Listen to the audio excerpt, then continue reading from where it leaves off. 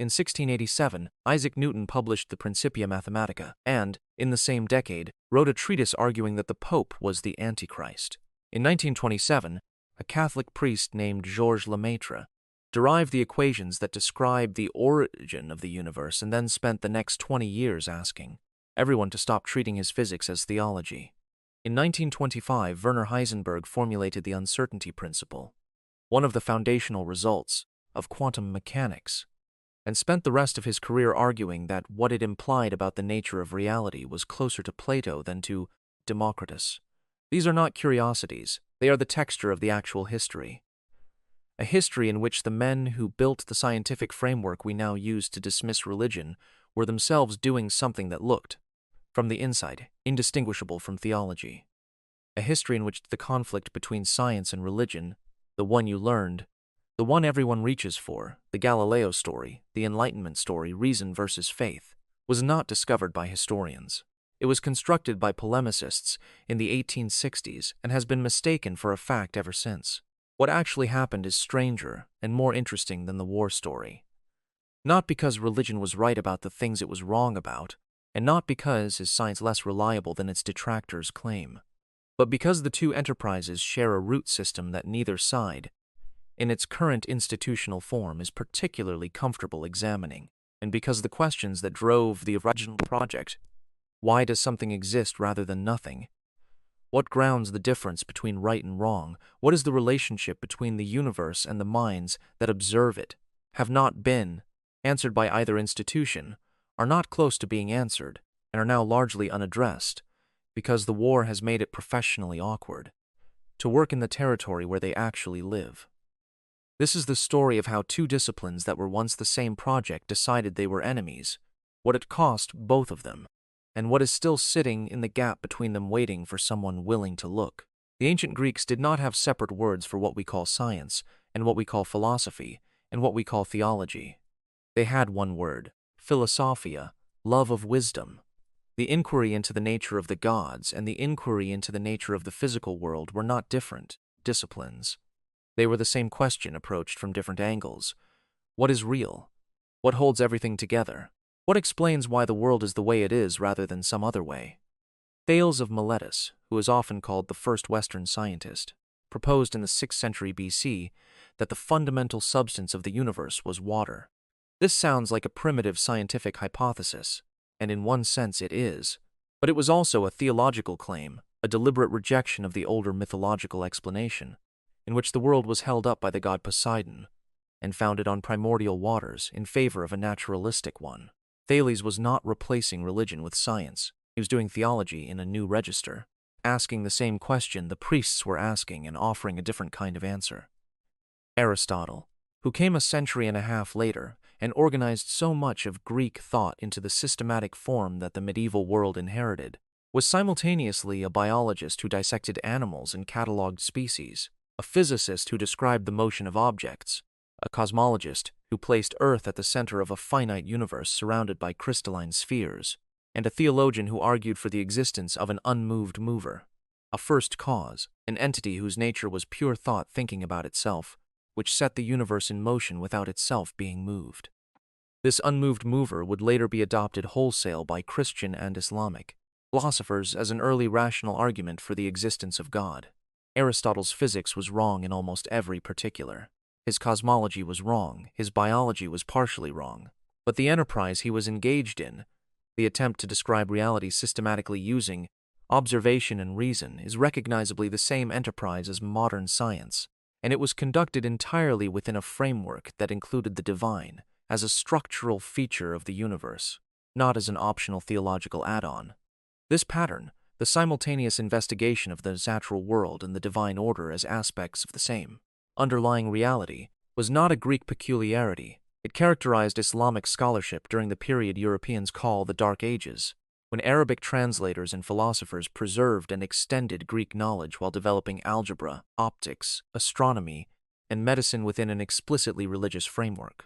Scholars like Ibn Sina, known in Europe as Avicenna, and Ibn Rushd, known as Averroes, were simultaneously theologians and scientists, in a way that their modern inheritors in both disciplines find difficult to parse. Al-Biruni conducted what amounts to fieldwork ethnography in India in the 11th century, describing its religious traditions with a precision and detachment that would be considered exemplary methodology today, while himself being a devout Muslim. The medieval European universities, Bologna, Paris, Oxford, Cambridge, were founded by the Church, staffed by clergy, and organized around the principle that all knowledge ultimately pointed toward God. Theology was the queen of the sciences, and the other disciplines were her handmaidens. This was not a constraint on inquiry in the way we retrospectively imagine. It was the framework that made inquiry possible, that justified the investment of resources, that gave scholars the institutional shelter to work. The monasteries were the libraries, the cathedrals were the observatories, the church was the university system, and within that framework, serious, rigorous empirical investigation of the natural world was happening continuously. Roger Bacon in the 13th century was arguing for the primacy of experiment and observation over received authority in ways that anticipate Francis Bacon 3 centuries later. Albertus Magnus was systematically studying plants, animals, and minerals. Robert Grosseteste was developing an early theory of the scientific method. These were not men struggling against their religious context. They were men whose religious context was the reason they believed the world was worth studying. If God made the world and God was rational, then the world should be rationally comprehensible. The investigation of nature was an act of worship. The story that religion suppressed scientific inquiry and science liberated us from religion is not a history. It is a creation myth, constructed in the 19th century for reasons that had everything to do with the politics of that moment, and very little to do with the actual record. In 1633, Galileo Galilei was tried by the Roman Inquisition, found vehemently suspect of heresy, forced to recant his support for the Copernican model of the solar system, in which the Earth moves around the Sun rather than the other way around, and sentenced to house arrest for the remaining 8 years of his life. This is the most cited event in the entire history of science versus religion, invoked constantly as proof that the Church suppressed rational inquiry, and that science advanced by fighting religious authority. The problem is that the actual story of what happened and why is almost the opposite of what the legend says. Copernicus, who proposed the heliocentric model in 1543, was a Catholic cleric. He dedicated his great work De Revolutionibus to Pope Paul III. The initial Catholic response to heliocentrism was cautious curiosity rather than condemnation, and some senior church officials actively encouraged him. The model was used almost immediately to reform the calendar. The Gregorian calendar, introduced in 1582, was calculated using Copernican mathematics. The Church was not reflexively hostile to the heliocentric hypothesis.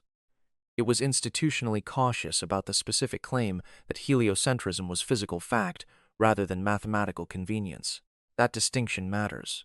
The standard philosophical framework of the era, inherited from Aristotle, separated the mathematical description of planetary motion, which was a tool for calculation, from claims about the actual physical structure of the universe, which was a different kind of question. You could use a heliocentric model to calculate where Mars would be next Tuesday without committing to the claim that the Earth literally physically moved. This was not obscurantism. It was a philosophically coherent position about the relationship between mathematical models and physical reality that serious scientists still debate in different forms today. Galileo's problem was not that he supported heliocentrism. Several senior church intellectuals supported it before him. His problem was that he was obnoxious about it in ways that made powerful enemies, that he published a book in 1632 whose dialogue format made the Pope, who had been his patron and friend, look like a fool, and that he was insisting with a certainty he could not yet fully demonstrate that the heliocentric model was not just mathematically useful but physically true at a moment when the Church's institutional credibility was already under severe strain from the Reformation. The trial of Galileo was, in significant part, a political act by an institution under pressure, directed at a man who had misjudged how far he could push his patron. It was also a genuine theological dispute about the interpretation of Scripture. It was also a dispute within the scientific community itself. Tycho Brahe's competing model, which placed Earth at the center but had the other planets orbiting the Sun, was considered scientifically viable by serious astronomers at the time, and the observational evidence available to Galileo, while suggestive, was not yet conclusive. None of this exonerates the Inquisition. which was a brutal institution and whose treatment of Galileo was inexcusable. But it means the simple story, enlightened scientist versus ignorant church, reason versus faith, is a retroactive construction that tells us more about the 19th century people who built it into a founding myth than it tells us about what actually happened in 1633. The historian of science John Heilbronn has argued that the Catholic Church was probably the largest institutional patron of astronomical research in Europe for several centuries. The Jesuit order alone produced a significant fraction of the working astronomers and mathematicians of the 16th and 17th centuries. The conflict between Galileo and the Inquisition was real and consequential, but it was a conflict within a shared intellectual world, not a conflict between two opposed worldviews. Both sides believed in God, in reason, and in the intelligibility of the natural world. They disagreed, fiercely and with serious consequences, about specific questions of authority, method, and interpretation. The clean war story requires Galileo to be a secular rationalist. He was not. He was a devout Catholic who believed he was reading the book of nature that God had written in the language of mathematics. The conflict was a family dispute, ugly and damaging as family disputes tend to be. The version of it that became the founding myth of scientific materialism was assembled a century and a half after Galileo's death, for reasons that require their own explanation. Isaac Newton is the figure most modern people would identify as the founding genius of scientific rationalism. The man who derived the laws of motion, explained planetary orbits, invented calculus, and described gravity as a universal force acting across empty space. The man who supposedly had an apple fall on his head and saw the universe clearly for the first time. The symbol, more than any other single figure, of the triumph of reason over superstition. Newton spent more of his working life on theology and alchemy than on physics. This is not a revisionist exaggeration. The best estimates of scholars who have gone through his surviving papers, Newton wrote approximately 1.3 million words on theology and biblical interpretation, roughly 550,000 words on alchemy, and somewhere around 700 words on what we would now call mathematics and physics. The man the Enlightenment conscripted as its patron saint was, by sheer volume of output, primarily a theologian, and not an orthodox one. Newton was almost certainly an anti-Trinitarian. He believed the doctrine of the Trinity was a corruption introduced into Christianity centuries after Christ, a fraud perpetrated by ambitious bishops, and that the true original monotheism of early Christianity had been obscured by institutional distortion.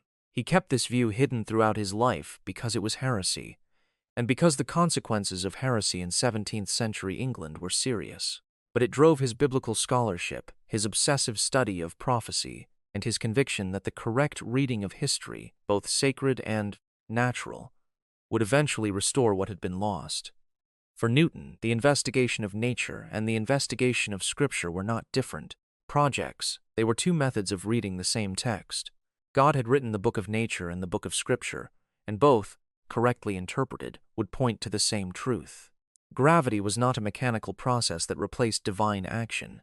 It was the mechanism through which God's continuously active presence maintained the order of the universe. When Newton described a force acting instantaneously across empty space, with no material medium and no apparent mechanism, he was not embarrassed by the mystery. The mystery was, for him, evidence of divine activity. The universe required continuous divine maintenance, and the gaps in the mechanical explanation were not problems to be solved. They were windows into the ongoing action of God. Leibniz, Newton's great rival and co-inventor of calculus, attacked this position directly. A God who had to keep intervening to maintain his own creation, Leibniz argued, was a poor craftsman. A proper divine engineer would have built the universe to run correctly from the start, without need of repair. The God of the gaps that Newton was relying on was, in Leibniz's view, philosophically incoherent. This dispute between Newton's God who sustains creation continuously and Leibniz's God who sets the clockwork running and steps back is not a dispute between science and religion. It is a dispute within theology, conducted by two of the greatest mathematical minds of the 17th century, about the nature of divine action. And it matters because Leibniz's position, the clockwork universe that runs by its own laws without ongoing divine intervention, is the one that won. It became the framework within which the 18th century Enlightenment developed its vision of a rational, mechanistic, self-sufficient universe. And a self-sufficient universe, once established, does not obviously require the clockmaker. The Enlightenment inherited Newton's mathematics and discarded his theology, took his laws and set aside his God, built a mechanistic universe on the foundation of his physics, and then quietly proved the one who had built the machine. This was, in retrospect, a philosophically significant act of selective quotation. Newton himself would have regarded the universe without God not as a triumph of reason, but as an incoherent absurdity. He would have been furious. He has never been told. The myth of the eternal war between science and religion was, to a significant extent, invented in 1869. That is the year John William Draper published A History of the Conflict Between Religion and Science, a book that sold enormously well, shaped public understanding for generations, and was, by the standards of serious historical scholarship, largely a work of polemic fiction dressed in scholarly clothing. Draper was a scientist and a bitter anti-Catholic. His book presented the entire history of Western civilization as a progressive struggle of rational inquiry against clerical obstruction, with every major scientific advance achieved in spite of organized religion rather than within it. He got facts wrong, he distorted chronology, he presented the Galileo affair as a simple clash of reason and faith, when, as we have seen, it was nothing of the kind. A History of the Conflict became one of the most influential books of the 19th century. It is still shaping the conversation today. Andrew Dickson White, the founding president of Cornell University, published a 2-volume follow-up in 1896 called A History of the Warfare of Science with Theology in Christendom. White's book was more sophisticated than Draper's and no less polemical. He had founded Cornell as a non-sectarian university, had faced intense opposition from religious institutions, and had a professional and personal investment in establishing that the proper university was free from clerical interference. His history was constructed to serve that argument. These 2 books, Draper's and White's, are the primary source for most of what the general, educated public believes about the relationship between science and religion. Historians of science have been dismantling them for decades. The conflict thesis, as it is called in academic literature, is not considered a serious historical position by scholars who study the actual history of science. It is considered a 19th century political construction that has outlived its context by about 150 years. Why was it constructed then? Because the 19th century was the moment when professional science was establishing itself as an institution, fighting for university positions, government funding, and cultural authority against the entrenched claims of the church over education and intellectual life. The conflict narrative was a political weapon in a real institutional struggle. It served the interests of a new professional class, scientists, who needed to distinguish themselves from theologians and claim exclusive authority over questions about the natural world. The irony is that this institutional conflict, while real, was not primarily about truth. It was about who would control the universities, who would train the next generation of educated people, and whose framework would be taught as the authoritative account of reality. The scientists won that battle. Largely and justifiably, the methods of empirical science have proven, by almost any measure you care to apply, vastly more productive for understanding the natural world than theological authority. But winning the institutional battle is not the same as winning the philosophical argument, and the conflict narrative that served the institutional battle has badly distorted both sides' understanding of what they are actually doing. Religion was not simply driven back as science advanced. It retreated from specific empirical claims, the age of the earth, the fixity of species, the geocentric universe, that it had never had strong grounds for making in the first place. The core questions that religion actually addresses: why is there something rather than nothing? What grounds moral obligation? What does it mean to be a conscious being in a universe that did not obviously once require consciousness? Have not been answered by science and are not, obviously, answerable by science, not because science is weak, but because these are not empirical questions in the relevant sense. The conflict narrative requires you to believe that science has already answered these questions, or that answering them is simply a matter of further empirical progress. That is a philosophical position, not a scientific finding, and it is considerably less well supported than most of the science offered in its name. In November 1859, Charles Darwin published On the Origin of Species, and the world genuinely changed. Not primarily in the way the conflict narrative describes, not as science defeating religion in a public battle, but in a quieter, deeper, more consequential way.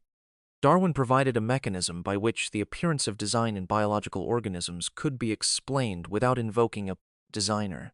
This was philosophically significant in a way that the heliocentric model or Newtonian mechanics, or any previous scientific advance had not quite been. The heliocentric model moved Earth from the center of the universe. That was disorienting but not theologically fatal. The universe still had a center, it still had an order, it still appeared designed. Newton's mechanics described a clockwork universe. That was compatible with a clockmaker. But natural selection, operating on random variation over geological time, could produce the appearance of deliberate engineering without any engineer. The eye, the wing, the immune system, all of the biological structures that had been the strongest arguments for divine design, turned out to have a naturalistic explanation that required no intention, no foresight, and no God. This was the real shock. Not that humans were related to apes, though that was what most of the public controversy focused on. The real shock was that purpose, the one thing that seemed to require a purposer, could be an illusion generated by a blind process. That the universe could arrive at something that looked exactly like a plan without anyone having planned it. The religious response to Darwin was not monolithic, and the conventional picture, in which science and religion lined up on opposite sides of the argument, is badly wrong. Many serious theologians accepted evolution relatively quickly, arguing that God might work through natural processes rather than by direct fiat, that the doctrine of creation did not require 6 literal days, that the question of origins and the question of meaning were not the same question. The Archbishop of Canterbury at the time of Darwin's death arranged for him to be buried in Westminster Abbey. Asa Gray, Darwin's primary advocate in America, was a devout Presbyterian. The loudest resistance came not from theologians, but from scientists who had their own reasons for rejecting the theory, including Richard Owen, the leading comparative anatomist of the era, who opposed Darwin for professional and personal reasons that had nothing to do with religion. The clean line between scientific acceptance and religious rejection is again a construction. What evolution genuinely did was make it intellectually possible for the first time to be a consistent atheist. Before Darwin, the argument from design, the sheer improbability of the biological complexity of living things arising by chance, was a serious philosophical challenge that atheism had no fully satisfying answer to. Hume had attacked the argument from design in his dialogues concerning natural religion in 779, but had not replaced it with a positive mechanism. Darwin supplied the mechanism. The philosopher Daniel Dennett calls this Darwin's dangerous idea. Not evolution itself, but the insight that a process without mind could simulate the products of a mind so perfectly that the difference was undetectable without the theory. But intellectually possible is not the same as demonstrated. Natural selection explains the diversity and complexity of life on Earth. It does not explain why there is a universe in which natural selection can operate, why that universe has the specific physical constants that permit chemistry and biology, why there are minds capable of discovering natural selection, or why those minds experience the world as having value and meaning rather than merely existing as arrangements of matter. These questions are not answered by evolutionary biology. They are not even addressed by it. They are the questions that remain. In 1927, a Catholic priest named Georges Lemaitre proposed that the universe had a beginning, that if you ran the expansion of space backward, all matter and energy would converge on a single point of infinite density at a finite moment in the past. He called it the hypothesis of the primeval atom. Today we call it the Big Bang. The response from the scientific establishment was initially hostile. Fred Hoyle, the astronomer who gave Lemaitre's theory its colloquial name, intended Big Bang as a term of mockery. He was a proponent of the steady-state theory, in which the universe had no beginning and no end. Matter continuously created to maintain constant density as space expanded. Hoyle's universe was eternal. The appeal of an eternal universe to scientists of the mid-20th century was partly aesthetic and partly philosophical. A universe with a beginning raised uncomfortable questions about what came before, about what caused the beginning, about whether before even had meaning in the absence of time. A universe with a beginning sounded uncomfortably like it had a creator. Pope Pius XII said exactly that in 1951, announcing that the Big Bang was scientific confirmation of the Book of. Lemaitre, who was both the theory's author and a Catholic priest, immediately and firmly asked the Pope to stop saying this. The cosmological evidence did not demonstrate creation in any theological sense, Lemaitre insisted, and conflating the two was bad for both science and theology. He was right. His request was, to his Pope's credit, honored. But the discomfort remained, and it has never fully dissipated. A universe with a beginning raises the question of what caused the beginning, and that question sits at the exact boundary between physics and metaphysics in a way that neither discipline can fully domesticate. Stephen Hawking spent years trying to develop a model in which the universe had no boundary in time, in which the question, what happened before the Big Bang, was as meaningless as what is south of the South Pole. Not because the universe was eternal in the old sense, but because time itself was a feature of the universe that came into existence with it. Whether this solves the problem or reframes it without resolving, it is a question that physicists and philosophers continue to disagree about. Quantum mechanics introduced a different category of strangeness. The wave-particle duality of light and matter, the uncertainty principle, the phenomenon of quantum entanglement, and above all the measurement problem. The fact that quantum systems appear to exist in superpositions of states until they are observed, at which point they take on definite values, produced a physics that was mathematically precise and conceptually incomprehensible. Richard Feynman, one of the architects of quantum electrodynamics, said that if you think you understand quantum mechanics, you don't understand quantum mechanics. This was not false modesty. The theory works with extraordinary precision. What it means, what it implies about the nature of reality, about the role of observation, about whether the universe has a definite state independent of any observer, remains genuinely unresolved.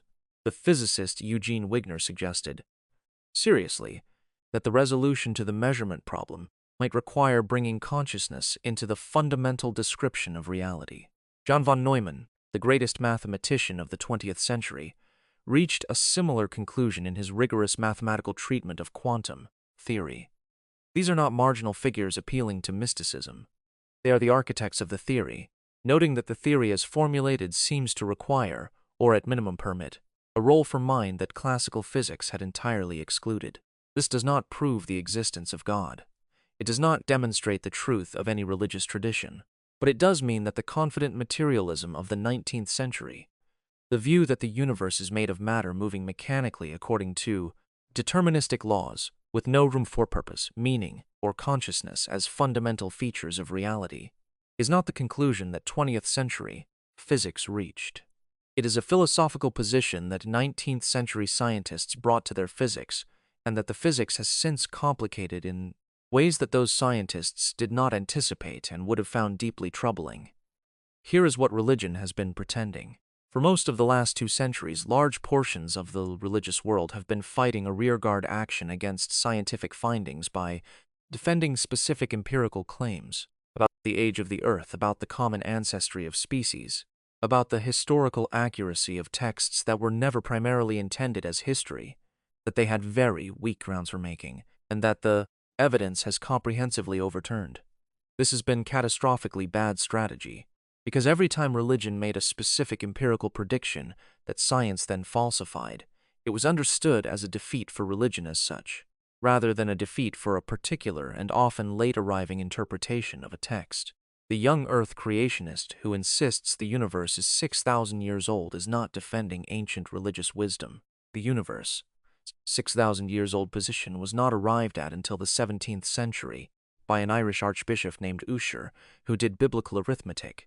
It is a product of the same early modern period that produced Galileo, and it was not the consensus view of the ancient world it claimed to represent. Defending bad empirical claims in the name of religion has done something specific and damaging. It has allowed the conflict narrative to keep renewing itself with fresh examples, giving secular critics an apparently endless supply of cases in which religious authority was wrong about the world, and distracted from the questions that religion is actually equipped to address. The age of the earth is not a religious question. The meaning of a finite life is. The ground of moral obligation is. The nature of consciousness is. These are not questions that can be settled by carbon dating or genetic sequencing, and the religious traditions that have retreated into fighting over geology, while abandoning the territory that is actually theirs, have made a serious strategic and intellectual error. Here is what science has been pretending. The scientific method is a tool for answering specific kinds of questions, questions that can be operationalized, measured, tested, and falsified. It is an extraordinarily powerful tool, the most powerful epistemological tool the human species has ever developed for understanding the natural world. But it is a tool with a domain, and the confident extrapolation from science works brilliantly for empirical questions to sciences. Therefore, the only valid form of inquiry into any question is a philosophical claim that is not itself a scientific finding. It is called scientism. It is held with the fervor of a religious conviction by many of its proponents, and it is not well supported by the evidence. Science cannot tell you whether your life has meaning. It can tell you a great deal about the neurological correlates of the experience of meaning, but the question of whether that experience is veridical, whether it tracks something real, is not a question that neuroscience settles. Science cannot ground ethics. You cannot derive an ought from an is, as David Hume pointed out in the 18th century, and the various attempts to derive moral obligations from evolutionary biology or game theory or physics have not succeeded in the way their proponents hoped. Science cannot explain why the universe has the specific physical constants that permit the existence of stars, planets, chemistry, and life except by appeal to anthropic reasoning that a significant fraction of physicists find philosophically unsatisfying. These are not temporary gaps that more research will fill. They are structural features of what empirical inquiry can and cannot address.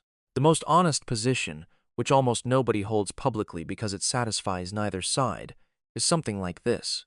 Science has been spectacularly successful at answering questions about how the natural world works, and that success has no implications, positive or negative, for whether the natural world has a ground that transcends it. The existence of a magnificent, comprehensible, mathematically elegant universe is not evidence against the existence of something that made it so.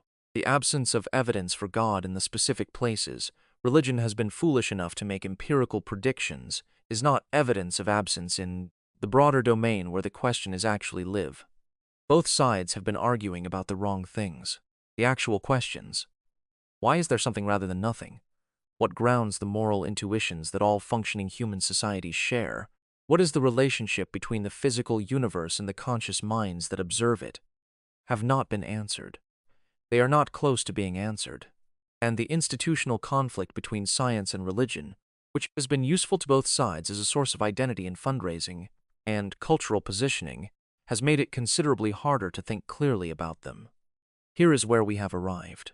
1,000 years of scholars who believed in God doing the work that became modern science. A trial in 1633 that was a political disaster and a philosophical dispute, not a clash of reason against faith. The greatest physicist before Einstein, spending more of his life on theology than on physics, and believing that both were readings of the same text. A myth of eternal war constructed in the 1860s to serve the institutional ambitions of a new professional class. A priest proposing the Big Bang and then asking his pope to stop claiming it proved Genesis. A physics so strange that its founders could not agree on what it meant about the nature of reality. And on the other side, 2 millennia of religious institutions making empirical claims about the natural world, that the natural world declined to support, fighting defensive battles against scientific findings while ceding the territory where the actual questions live, and in the process allowing the conflict narrative to keep writing itself. The war between religion and science is, in the form most people understand it, a story, a useful story for specific people at a specific historical moment, and now a story that has outlasted its usefulness and is actively preventing clear thinking on both sides. The questions it was supposed to answer have not been answered. Why does the universe exist? Why does it have the structure it has? Why do conscious beings emerge in it and find it meaningful? Why do those beings across every culture in human history behave as though some things matter and some things do not? As though there is a difference between right and wrong that is not simply a matter of preference or evolutionary conditioning? These are not scientific questions in the narrow sense. They are not theological questions in the narrow sense.